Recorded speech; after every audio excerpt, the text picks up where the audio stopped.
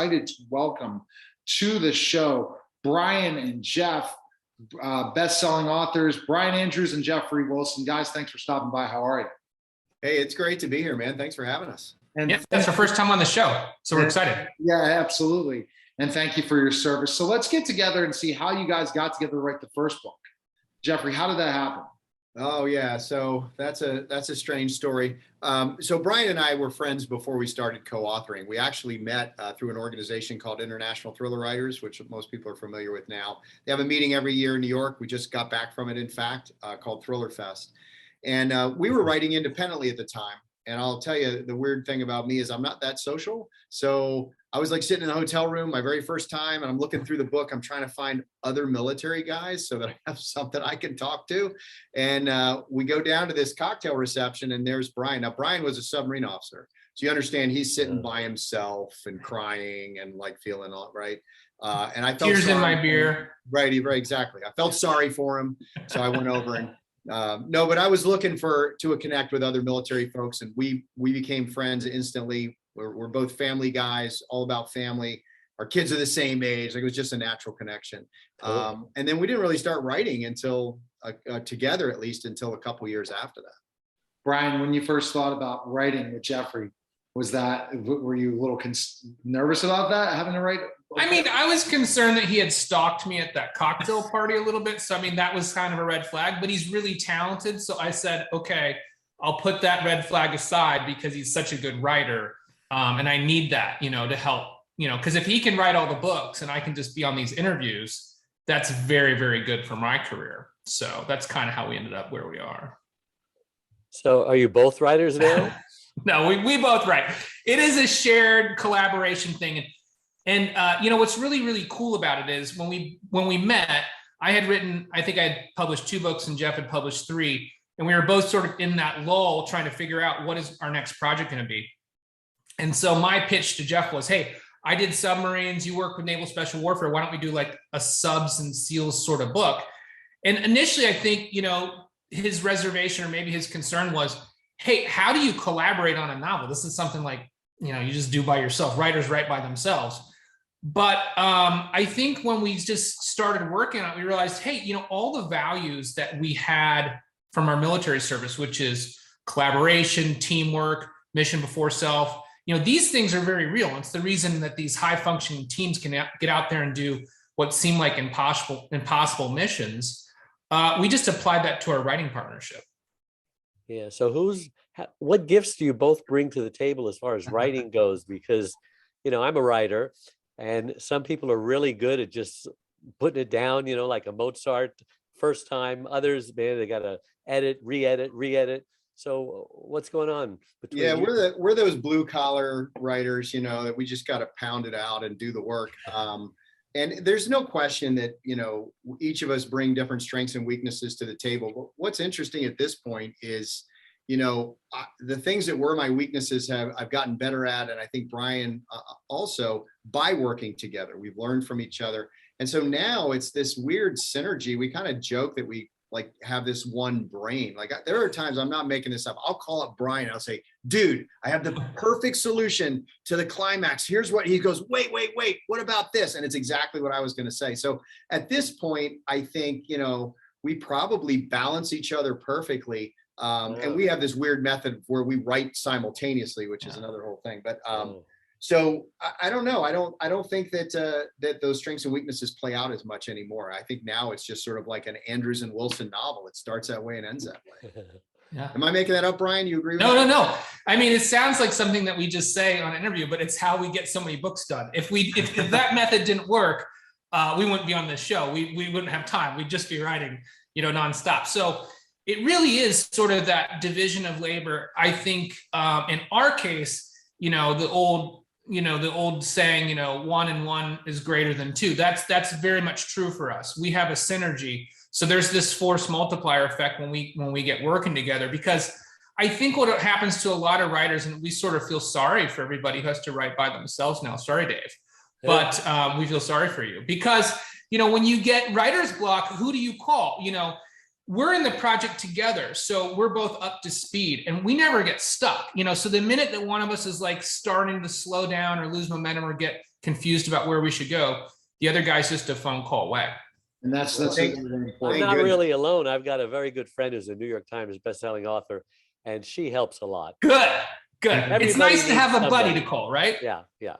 Now, when you think about it, Jeffrey, did you think the first book would be the success it was? Especially you guys both wrote books before that.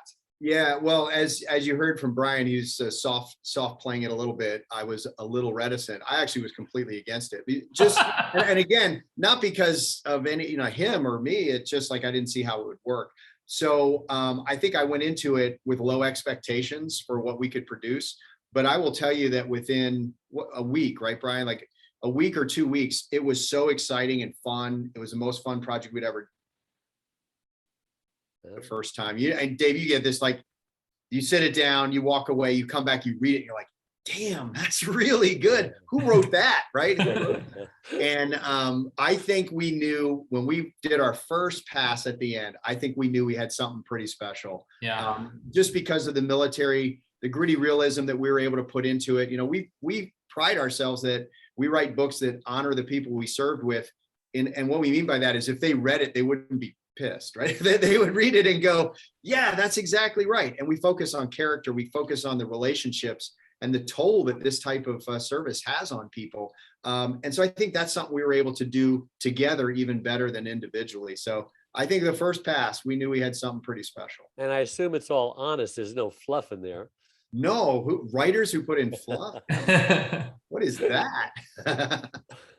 Yeah, I mean, I think we kind of are excited about the industry in general because, the guys that were the titans or sort of the iconic authors, your Tom Clancy, your Robert Ludlum, these guys that trailblazed our particular industry, they were fans and advocates of the military, but they were not serving.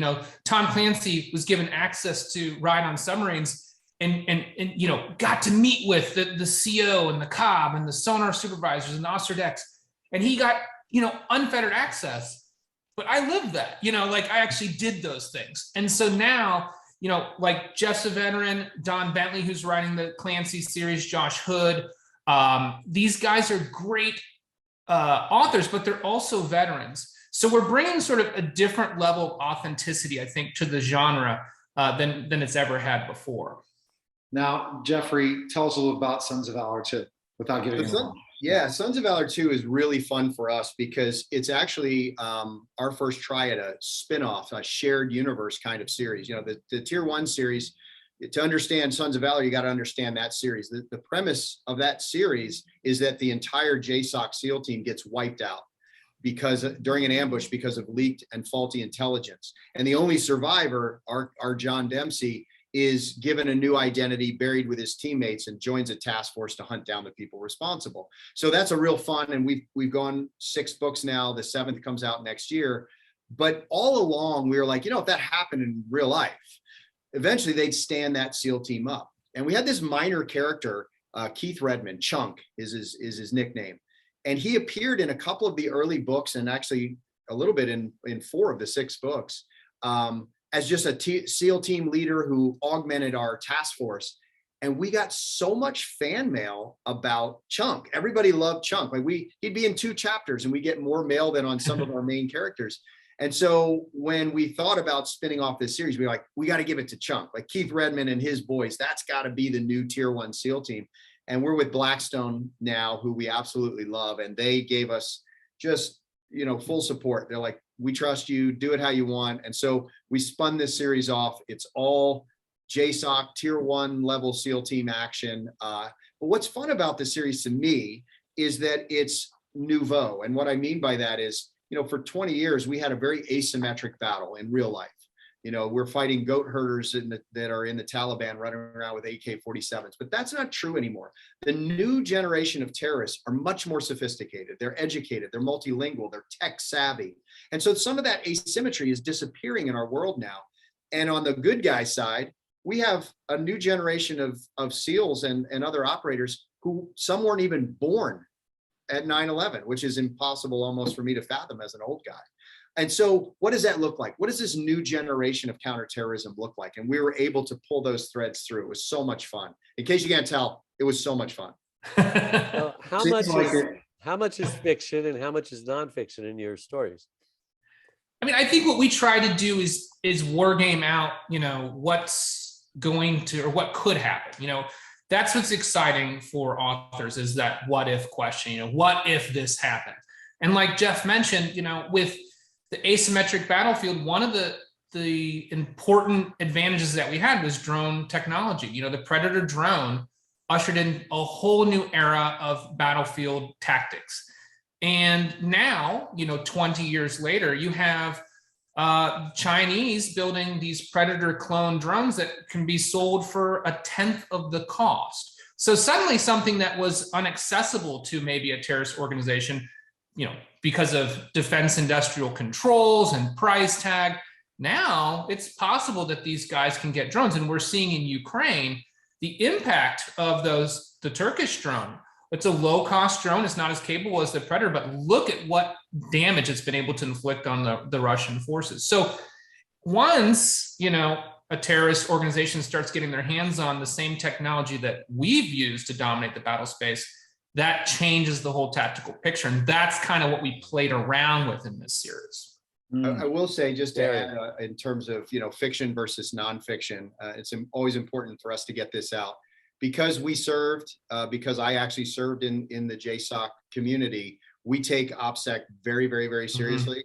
So while I think that we realistically portray the people, their relationships, their heart, their soul, their families, we fictionalize anything that could have any impact on operational security whatsoever, because we still have brothers and sisters out there on the pointy tip of the spear. And so a lot of the tactics, a lot of even the weapon systems are highly fictionalized. We don't write about anything that isn't open source material. But the geopolitics, like Brian said, that's the fun stuff, right? That's the writer stuff. What if? Every story starts with that. And so we've been able to keep ourselves informed. We both read a lot about defense issues, geopolitical issues, and that sort of informs our writer what if thing. All right. So Dave has a question that he asks every guest. Go ahead, Dave, with your question. Well, I'm a caregiver. 25 years ago, my wife had this headache that just wouldn't go away. We were going to see a doctor, but who wants to go to a doctor? But it turned into a stroke, lost her speech, became paralyzed one side. After a couple of years of grieving, we reinvented ourselves. She still can't talk or walk, but she can communicate non-verbally through Pictionary, charades, and she has a power chair. We now travel around the world, speak and on television. We're just helping caregivers stay alive, because 30% of them die from the stress, and many more become hospitalized, need a caregiver of their own. Have you thought about caring, or have you already done this for maybe one of your relatives? Is it on your mind? All caregivers used to be normal people like you and I, and all of a sudden, boom, you're a caregiver. Yeah, so that's something that's a little more personal for me now, because I've got someone in my family that is moving in that direction, which is very, very stressful on our family. And you have to, what a shame we wait so long to ask the question, hey, what will we do? Talk to your siblings, who's going to be responsible, and that sort of thing. Nobody seems very good these days at formulating a plan. In our case, we've got something that's a little bit more slow and insidious. And so we have the opportunity to do that. But it's definitely something that's on the mind in my family a lot these days. And God bless you. That's amazing. Your story is so amazing. That's the end of the story, that you guys are traveling, you're doing things that you didn't let it define you. You didn't let it define her. You were able to adapt and overcome. That's the military mindset, right? So that's very inspirational. Yeah, thank you. Yeah, and I guess I would say, I think about this too. My wife and our parents are getting older, and they're at that age where you have to start thinking about, maybe they can't support themselves and live on their own anymore. We built this house. Fortunately, we were able to do it. We built a house that has an extra bedroom on the first floor. We built it ADA compliant. It's zero entry on the ground floor. So if we needed to bring a wheelchair in and out, we could, because we just didn't like the idea of sending a parent off to a facility to be alone and have somebody else take care of it. I mean, like you said, I think when you look back at the history of what it is to be humans and be good humans, it's that we take care of our own, and our family unit is the core of that. So, we've made plans for that. And it hasn't happened yet, but I think, like Jeff said, I'm at the age where we're seeing that could happen in the next few years. Awesome. All right. Best place we can find information on both of you guys and purchase a book. Where can we go? Yeah, our books are available everywhere. The best way to follow what's coming, and it's hard to do because we do 3 or 4 books a year right now for the next few years. We've got several series simultaneously in progress, and now we've got some TV deals in pre-production and a film deal. So the easiest thing to do is go to andrews-wilson.com, www.andrews-wilson.com. Everything about all our projects. So sign up for the newsletter. That way, when a new thing pops up, we can keep you in the loop. I will say, a lot of people spam you with their newsletters. We don't do that. If it's coming to you in your inbox, it's because there's something to say. We don't sell advertising space or anything like that. So that's the easiest way to get us. So the TV deals, you can't say anything yet, but they're coming. I know, it's so painful. It's killing us. You have no idea. Yes, we actually have signed several deals. We actually have 4 deals already signed, but we don't want to get ahead of the producers, and we want them to be allowed to make those announcements. But they'll be coming out very. It's been a very cool couple of weeks. Yeah. We're back to the Neil Haley Show here on the Total Celebrity segment. I'm excited to welcome to the program. First of all, my co-host, David Chemetsky. David, how are you? Thanks for pitching in today as my co-host. I always have different co-hosts, and I know you're excited about our guests today. Yeah, so excited. I'm doing well together. Just dropped off my girls, so I know we're going to be talking about girls and strong fathers and strong daughters. So I love it. Awesome. So tell us about our guests. And again, huge fans of both of them for sure. And people remember them in a lot of different other projects for sure. But go ahead and introduce our guests. Yeah, no. So today our guests are going to be Robin Lively and then Bart Johnson, we're going to talk about their projects. We've known them for a long time because they've all been in lots of the shows that we've watched and participated in. I can't wait to hear them and hear about this new project coming up. Absolutely. And I appreciate you guys stopping by. And I tell you, it's great as a couple to work on something together, right? I think that's one thing that you love about both being in the same field, the ability to work together like this, right? Would you guys agree? It's great if it ever happens. We've been married for 23 years, and this is the very first project where we've actually shared a scene together. So yeah, we've been in like maybe 3 projects together, but we always our characters pass each other, maybe say a line as we're walking by. But this time we actually have a lot of scenes together, so we loved it. So you're hoping that maybe that'll happen again, then, right, Robin? Are you hoping that this happens again?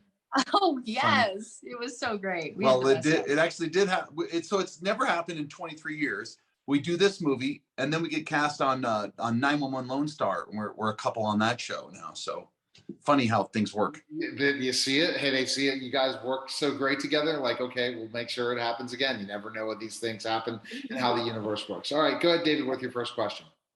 Yeah, so I'd like to hear a little bit more about the project that the movie's about to launch in August 1st, I think. Strong Fathers, Strong Daughters. Why don't you tell us a little bit about it?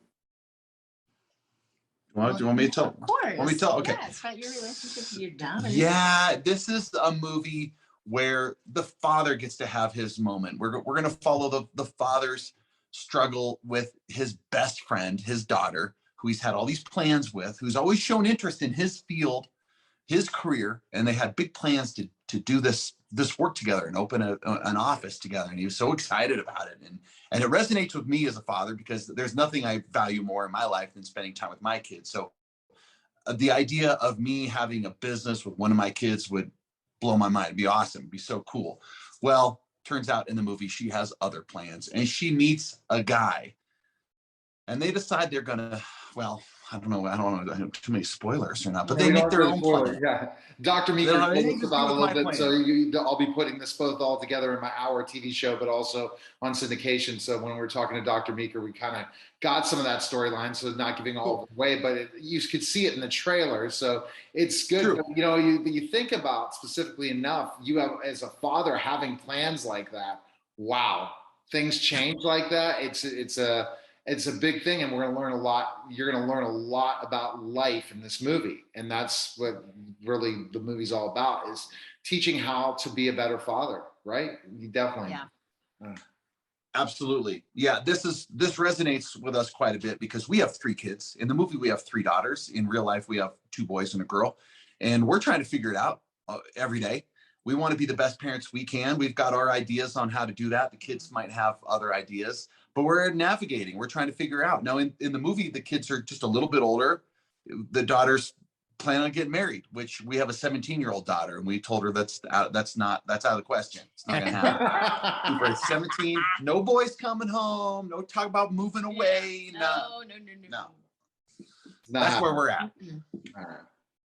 Well, that was one of the questions I wanted to ask you is really, because I watched the trailer and it says a job of a father is to actually let go of your kids and, that your parents.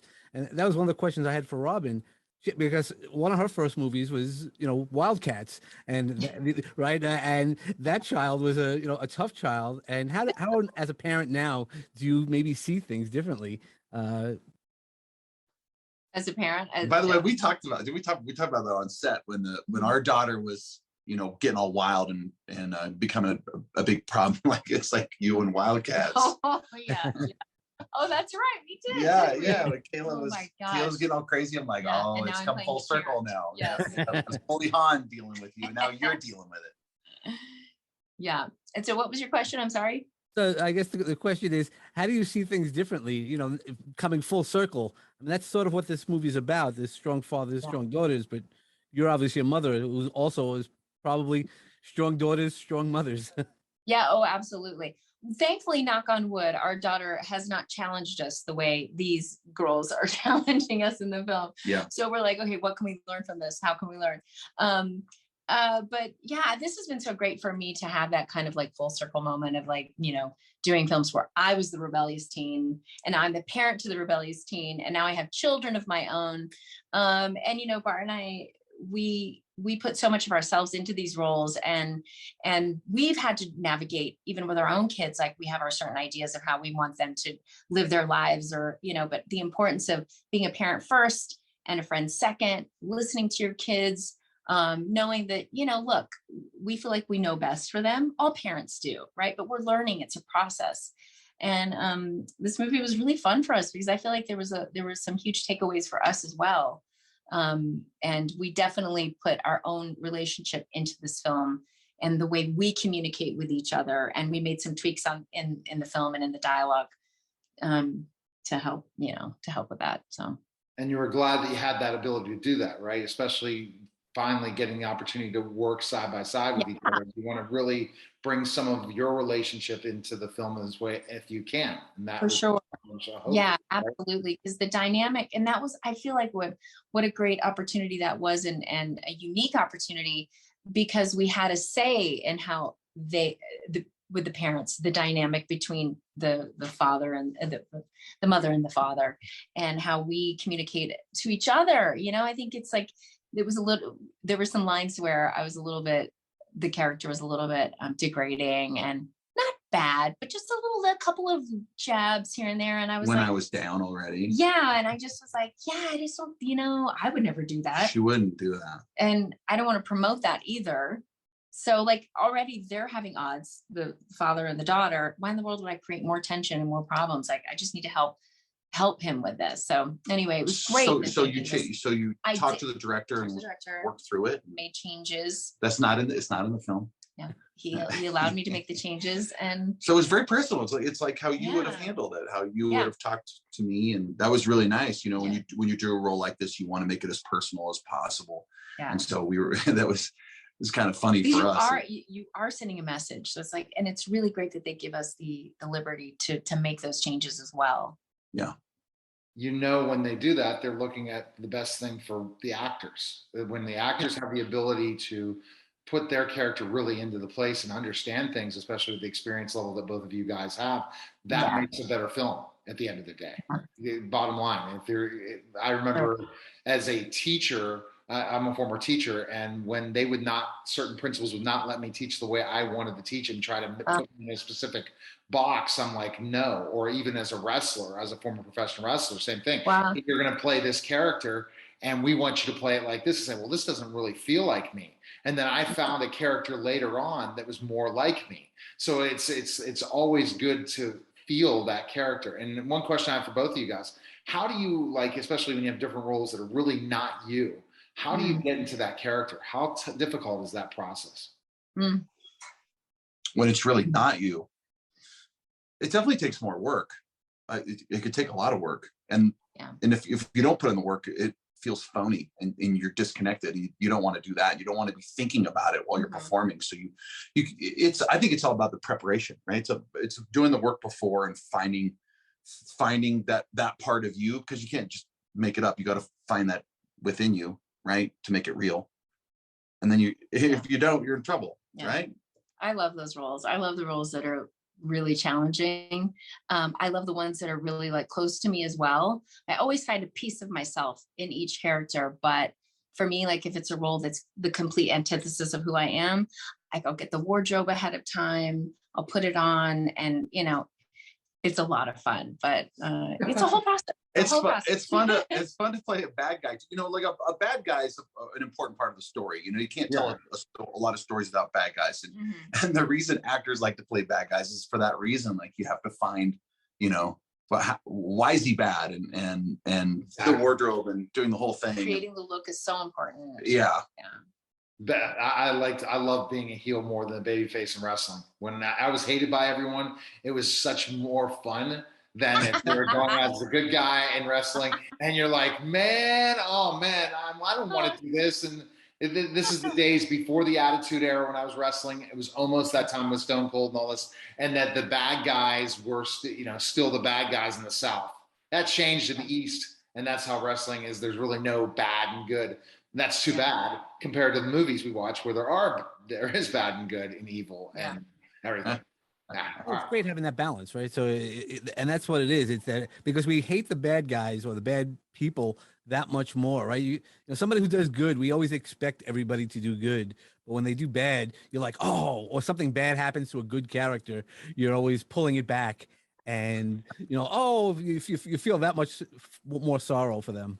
How do you guys find balance with all the things you're doing, all the projects, and moving those characters, both good and bad, together? Well, I think it helps that we've been very fortunate. We've been really, really been blessed that we hardly ever work at the same time. So Robin will do a movie actually, this is a case in point. Robin just finished a movie shooting in Kentucky, of all places, and I started shooting a movie the next day in Kentucky. So we just swapped out and kept running that. You find out. We usually have a little more. We have plenty of actors have downtime, so we have plenty of time together and with our family. But I think we've been really fortunate that we've kind of taken turns with work, so everyone's at home and we're spending a lot of time together. And I think we've had an amazing time. We have an amazing balance that we've found. Yeah. And how did you make that happen? That's a challenge, right, Robin, to be able to do that in this industry? And as you know, we don't really have a say in that. It's like a job comes up and it works out while you're doing the job. So it's really just been fortunate, like circumstances that have allowed us to not be working simultaneously. I mean, we have, but for the most part, like it's been so great because I work, he's home with the kids and vice versa. And then we have downtimes where we're together. So it's like our kids have no idea what it's really like, because it feels like we're always home, because this industry allows us to, affords us that, which has been so great. Movies tend to give us that opportunity a little bit better, because a movie's a month or two. Yeah. And we've never had a TV series at the same time. That would have been the biggest challenge. That would have been hard. Honestly, like as much as we wanted that, I'm so glad we never did have a TV series at the same time when our kids were young and needed us at home. For sure. Yeah. Well, I can't believe, go David, we're almost running out of time. If you have a quick question, one more. Yeah, I know you've always put family together. I know, Bart, I know you've done some charity work and done some work outside the country. I know in Samoa and things like that. And I'm sure that's some of the things that you guys center yourselves around, that having that faith and guidance to always, center yourselves and your family, it sounds like. Yeah. It's really important for us. We have a lot of fun. We like to travel and do a lot of activities, a lot of sports and that kind of stuff. But really, we understand that the most important thing is the service. serving others and not thinking about yourself. And we really are active looking at with our kids, with spending time with your kids, serving others and teaching them the value of service and deepening out your sense of gratitude and appreciation for all that you have been blessed with in your life. And I think that's really been maybe the most important thing in our life, is that we've taken time for the spiritual, moments in life and the important conversations to talk about things that really matter and what life is really about, and amongst the fun times. Hi, everyone, and welcome to the Dr. Christopher Hall Show on the Neil Haley Show. I'm excited to welcome to the program Dr. Christopher Hall. Dr. Hall, how are you? What's gone? Thank you for your service. He's Nobel Prize nominated doctor, best-selling author. Chris, what's going on, man? Oh, not much. Just working, and enjoying the summertime weather. So. Oh yeah, well, I'm not enjoying the Texas weather. It's too hot, and I'm excited to welcome to the show WCW and WWE legendary wrestler and most inspirational speaker. Speaks to kids, does all these great things. He has so many different projects. Marc Mero. Marc, thanks for stopping by, man. How are you? Neil, it's great to see you. And Chris, Dr. Chris, great to have you on the phone, man. Looking forward to this, man. I've been waiting to do this for a couple of weeks now, and I'm excited about talking with you guys. All right, we appreciate that, Marc. So Chris, go ahead. First question for Marc. Well, no problem. Well, Marc, you know what? You certainly, we know a lot about you from wrestling and the things you're doing now, but did you always want to do wrestling? How'd you get into wrestling? It's kind of a funny thing. I didn't become a professional wrestler until I was 31 years old. And, my first love was hockey, and I made it all the way to the juniors. And then, of course, I went into I played football, where I was a first team all county under George O'Leary, who became a national champion with Georgia Tech. And then I got into boxing, and I ended up winning the New York State Golden Gloves state championships on 4 occasions. And then made some really bad choices in life, went down a bad road, got involved with drugs, and 10 years of my life went by. And next thing I know, I was watching TV with a bunch of my buddies over my apartment. One of my buddies had the remote, and he was like flipping through the TV channels, and he landed on professional wrestling. And I always knew I was a good athlete. And I just said to everybody, go, hey guys, I could do that. They busted out laughing. They go, look at the size of those guys. They'll pick you up over their head and throw you right out of that ring. I said, no, I'm telling you, I can do that. So it's always about taking action towards a goal. Now, that was a new goal I had, is now, how do I get into wrestling? Well, I found out there was a wrestling school in Tampa, Florida, Malenko, Dean Malenko, Joe Malenko, and his dad was Boris Malenko. So I lived in Venice, Florida. It was about an hour away, and I started driving there after work, and on weekends, got off drugs. And 1 year later, I was signed to my first contract with WCW Wrestling as the character Johnny B. Bad. Right. And so, Marc, I want to jump back into this, and this is interesting when you talk about the drugs and going down that path. The boxing, is it from the pain in boxing that led to the addiction? No. My whole life, I was always an athlete, and I never had an off season. I was doing 3 sports, and I always never had an off season. And I would always remember when I got into high school, all my buddies would be going to parties and having fun on weekends and stuff. And I could never do that because I was always training for a competition or something. And in some weird way, I felt like I was missing out on something, And after I turned professional in boxing, and I became a member of the U.S. boxing team. I moved to Colorado Springs, Colorado. I trained at the U.S. Olympic Training Center. And while I was there, I realized I was one of the best fighters in the country. So I decided to turn professional.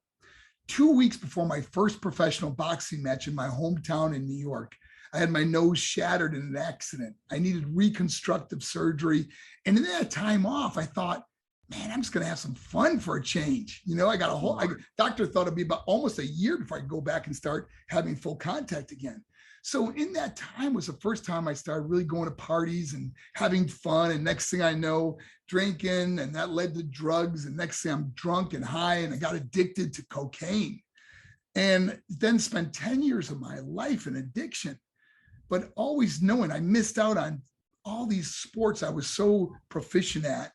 And it always bothered me. And then when I had the opportunity to get into wrestling, man, I took it and made it and and I wrestled on and off for 14 years.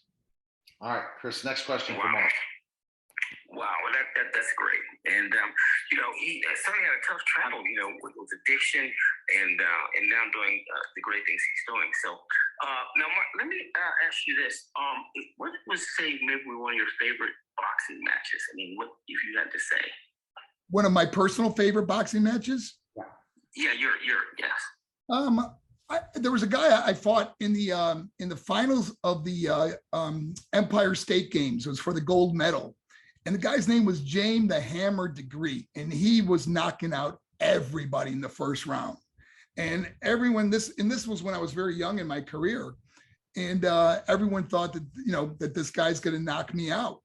And I just wanted to prove everybody wrong. And I ended up beating him and winning the gold medal in the Empire State Games. So that's one that always sticks out in my mind. It wasn't the most devastating fight, but it was the one that had so much pressure on me going in because he claimed he was going to knock me out like everybody else in the first round. And I destroyed him, man. I came out there, I was just too strong for him. And I had incredible wind. My endurance was incredible. So I just demolished him in the third round.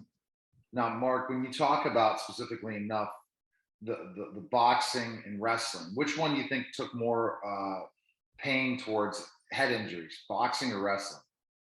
I would say wrestling. You know, in boxing, I really didn't get hit a lot, or I never been knocked out or knocked down.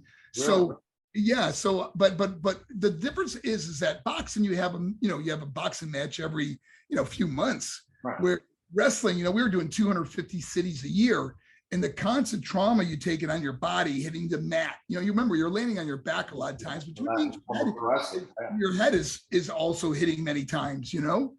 So it really took a toll on your body. And I think that's why so many professional wrestlers became addicted to pain medication.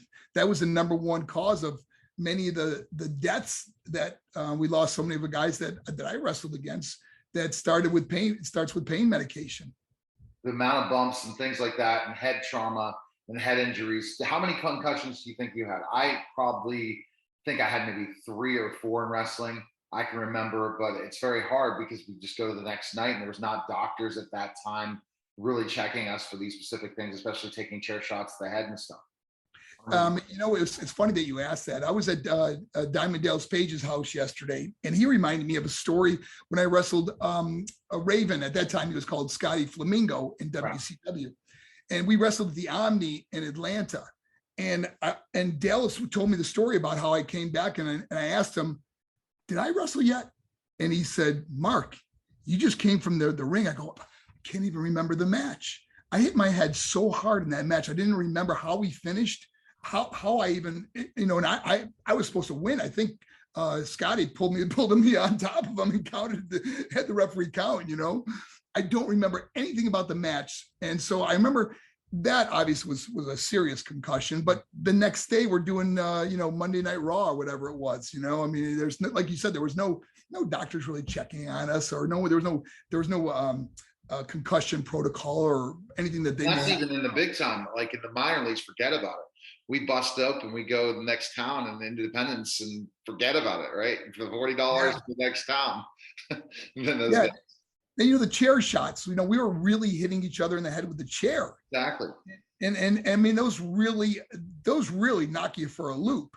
When you get hit hard in the head with a chair, that's a real chair. People go, oh, isn't it fake? Isn't it fixed? No, it's a real steel chair that we got hit with every single time that, it was called for in the match. You knew it was coming, but it doesn't lessen the blow. Exactly. All right, Chris, next question for Mark. Let me see something. Give me a second. All right. Okay. We'll just keep going. So basically, Mark, when you're talking about specifically wrestling, we talked about it. You still ended up in some addiction issues, even in wrestling, right? Even though you overcame it. That's the other part of your transformation story is that addiction did hit you even in wrestling. You had a very successful wrestling career. First Johnny B. Bad, then, came Mark Miro in WWE. But at that time, you had lots of challenges and addiction. Kind of go into that one. Yes, you know, it's funny because my whole life I dreamed of becoming, you know, you have like every kid, you want to be rich and famous, you want to be able to buy fancy car, nice house. And I obtained all those material things, but still would go on the road and party with the guys. Next thing you know, the bar owners are leaving the bars open all night for you. And there's a lot of temptation, a lot of drugs. And everybody's giving you stuff. Remember, I would have to pay for drugs. Now people are just giving it to me, you know? And then, you know, I eventually met Rena, who became my wife, Sable, and I got off the drugs. We went to WWE, and it wasn't until after we left the WWE and she went back and I didn't go back. But that's when, you know, obviously our marriage fell apart and I got really heavily into drugs then. And that's where I really went south and probably almost killed myself, you know, many times. I mean, I overdosed on drugs on 3 occasions that I could actually remember that I couldn't believe I even woke up from it, you know? So I went down a real, you know, it's like, I often say like I hit rock bottom and then found out that rock bottom had a basement, you know, it was that bad. I just didn't want to be here anymore. And then I made this amazing comeback in life. And I think the gift that God gave me is I understand what people go through. And so when I talk to someone, it isn't like you're telling me something I don't know or haven't experienced when someone tells me they're suicidal or don't want to be here anymore. And I often tell that this story is that, like, if I would have ended my life back then in 2003, I never would have known all the beautiful things that were planned for me or that I had in my life that would come later on. And oh my gosh, I am so thankful. Every day I wake up, man, I look up and I just thank God that I didn't pull the trigger that day and end it all, because man, I'm living the most incredible life. And the joy I have is helping someone else. There's no greater joy than helping another person. That's so true. And I think that, Chris, are you back on? I got you back on. I guess somehow I was having technical difficulties, no worries. So basically what I was saying is that that time mark, when I think about specifically enough, you giving that joy to people and doing all these things, that's more fulfilling than when you were in pro wrestling, it sounds like. It seems like the way you're able to give back in this whole transformation story to this point where you're rock bottom, thinking of killing yourself, to now helping others. You brought up more about that helping aspect. Explain that in more detail, like that feeling of giving and how everyone else should give as much as you're giving in life, because then you feel fulfilled and you feel like every day is a great day to get up and wake up each morning. You know, anyone that is going through something in their life, if they help someone else go through it, or they help someone else that is going through, whether it's addiction or depression or anxiety or self-harm or suicidal thoughts or whatever it is, you know, I think that this joy that came into my life and realizing, you know, we're all going to leave a legacy, and my legacy is not going to be how nice my house was or what kind of car I drove or how much money I had. My legacy is going to be the difference I was able to make in someone else's life. You know, I've been doing this going into my 16th year speaking at schools. So what's so cool now is that many students or adults that write to me saw me back when they were in middle school or high school, you know, 10, 15 years ago. And now they have their own business, they're a professional athlete, they have a record deal, and they attribute the day I came to their school as a day that changed or saved their life. And I get letters like that almost every day. Now, see, that's the thing. I remember when you first started doing this, and I had you on back in that time. Now we're sitting here now today, 15 years later, and then you made it through the COVID thing, figuring out changes and transforming how you would do speaking. Now you're back speaking at schools again. I just see these videos and they're so transforming because of kids that are being bullied. And it was when the first time I talked to you did a radio interview with you, and then I had you back on a couple years before. The thing, Mark, that makes me feel is that kids are being bullied every day and you're here for them. You truly are here for them. And you had that one viral video that changed everything even more to transform what you're doing. But it's all about helping. And then every time you're sharing that inspiration to people, and the kids just know you truly are there for them. You truly want to help them, and you're staying for all of them. It's got to feel so joyful, but it also has to be so transforming that you have saved kids' lives. You have saved so many people's lives when you are going to take your own life. and that's back to what I said, is I never would have known all the beautiful things that would have came in my life. And especially when I get a letter from a kid that said, you changed or you saved my life, there's no greater joy. And it's like, up until the pandemic came, we averaged 230 events a year, year after year. Oh, and deal is when I retired from wrestling and my last match was over in Europe, in England. And I remember flying home thinking, I never got to travel again. I could just stay home. I'm tired.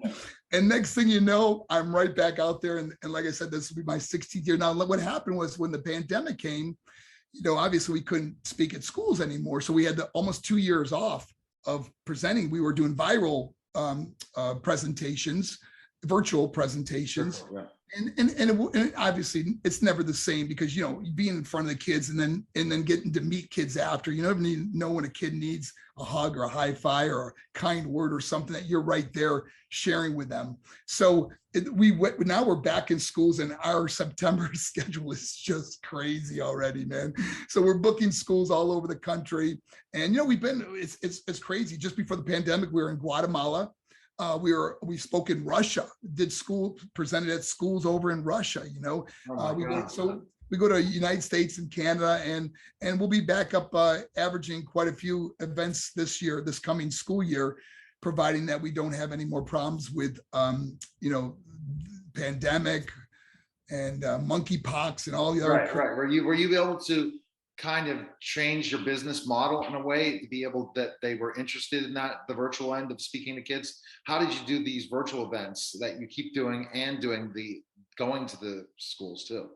Well, we built a studio for this. I have a studio. I'm at my home right now. This is where I do my podcast, but I have another room that I have a studio where I could stand up and have green screen and everything else where I can do a virtual presentation. Like I said, I really like to be live in front of the kids because, the coolest thing is that many schools now see the impact it has on students. So they allow the kids that want to stay after to meet me. And it's funny because when I speak to an auditorium full of kids, it's like almost every kid wants to meet me or talk to me or so the kids are all lined up, and it's just crazy. And obviously I don't have a lot of time with each kid, but I will share with them if they start telling me a pretty in-depth story. I go, I do want to hear this, but please, I want you to email me or write to me, direct message me on social media, and I will get back to you because, there's so many kids that obviously you've got to, be there for. And many kids that come up to me are crying or, they're hugging their friend or, they all have a story. We all have a story. So Mark, you've grown and expand this.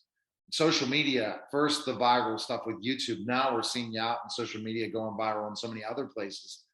Where do you go? Where are you going next? Because I think that you spoke to kids and you want to continue that market. But I think that Mark, especially being next to Mr. Entrepreneur himself, which DDP is just freaking amazing. What he's been able to do with DDP Yoga and then expanding it more and more. I'm sure having you two in the same room together, having lunch or breakfast or dinner together or working out together, the ideas start flowing, don't they? Oh yeah. I just spent the other day with him and Jake Roberts the other day, and we just have such a good time, man. I tell you, we come up with ideas, and I'm going to start going over to his house, or he'll come to my house, and we'll shoot some videos. We'll answer questions that people write to us. So we got some ideas that we want to do together. But right now, what we're doing is we're just sharing each other's reels. 1 minute motivational. I call it the Merrill's Motivational Minute. Because I realize that people don't have a lot of attention span. You don't want to do like a 15-minute. Right. Thing where people are going to go, oh my gosh, I can't listen to all this right now. But when you put something together that's only 30 seconds to a minute, anybody can watch it. So it's doing really well, and people are starting to share, and we're getting more and more people that follow us and then share the media, the things that help other people. But every single day, I get someone that says, I needed to hear this today. This one saved me or changed me or whatever it would be. And Dale says, DDP, the same thing. He's saying the same thing, that how many times that he gets these same messages that I'm getting. So you're both on doing those inspirational messages. So are there projects in the works with you in Dallas, or that you can't say yet? You know what? We're definitely going to do something together. We're just trying to come up with the right. We're so busy, both of us, and especially when school starts. Man, I'm on the road all the time, and Dale's got so many irons in the fire of all, his acting career and a lot of things, his speaking career. That's another thing that I did over the summer was I did some corporate events, which was really fun to do because I'm always around students, but when I spoke at the corporate events, I couldn't believe the reaction of adults. And I use this, Neil, and it's very important, is that as adults, we tend to become complacent in life. One day becomes the next. And we say things like, I wish I would have, or I wish I could have, or we say things like, those were the days. Right. I'm here to tell you, these are the days. These are the days we learn from past mistakes. We grow in grace and knowledge. We can accomplish anything we set our minds to. You want to write a book? It's so easy to write a book now. You want to start a business? There's so many things that we have opportunities now that we can do, but I don't want to look back on my life and say, why didn't I at least try? Neil, I'm never going to retire. I'm just going to refire. And that's. Did you put that quote? I'm going to refire. Is that on one of your quotes? It is. I'm not going to retire. I'm going to refire. And because I think when we stop dreaming, we stop living. Neil, I don't want to say those were the days because it's almost saying like my best days have already passed me. I believe that the rest of my life will be the best of my life. My best years are ahead of me. And I'm so excited about pursuing this. And every day, because every day, like you'll see, I don't know if you've seen some of my motivational videos that I'm doing. Yeah, I'm seeing them. I'm in my backyard, I'm home. It's so much fun. And I come up with an idea or something. I walk the dog. I'll just hold the phone up in the air. And, my dog's over there pooping or peeing or something. And I'm doing some motivational. I showed Dallas one the other day that I actually showed. It was a video that I made. And I said, Dallas, I'm going to show you the outtake of this video, one that I did not share. Okay. And it's me talking. And I go over and I go, hey, this is Mark. I'm walking my dog, Rocco. And there's Rocco squatting down, taking a big old dump. And I said, hey, I'm not going to use this one. Go, just got to keep rolling. Yeah, we got a kick out of it and had a good laugh together. Right. And so do you see yourself doing more and more corporate, or is the kids just the thing that's really always going to be your thing? School, obviously, my focus is on the kids. I mean, the cool thing about the corporate thing is obviously that it's financially, it's much better, and it helps structure the money for many of the schools that we do. Many schools don't have any money, and it's very difficult. And flights have gone up 35%. Rental cars have almost doubled. Hotels, everything is so expensive now to travel.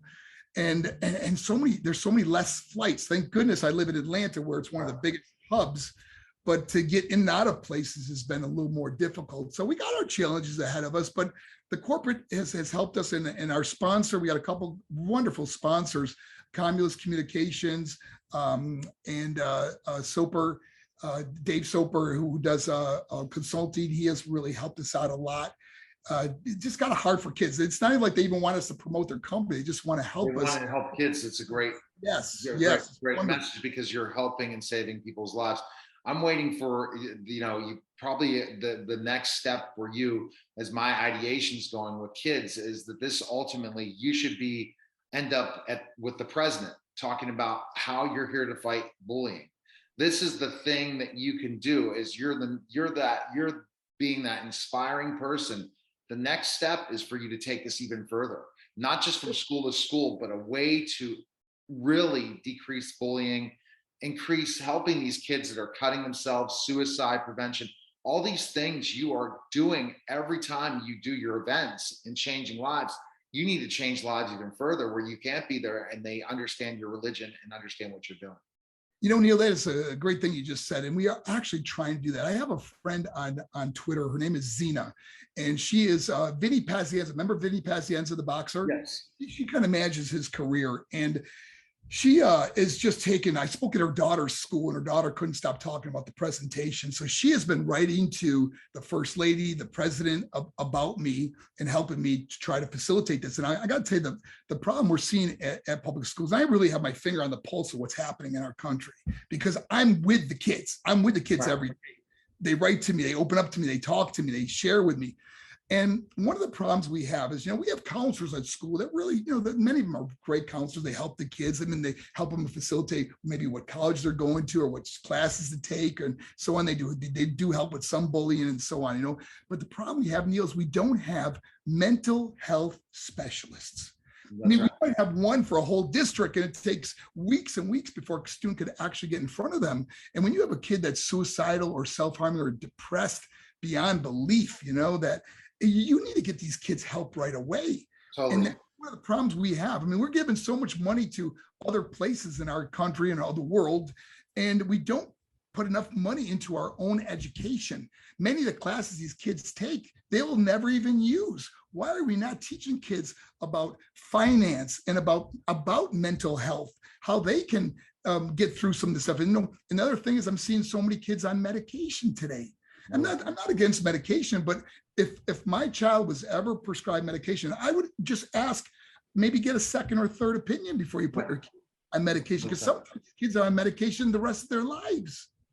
So you're speaking to the challenges that are happening, and you need to continue to get that. And the more viral you go on social media, the more the opportunity then the president's going to learn about it. That's the bottom line.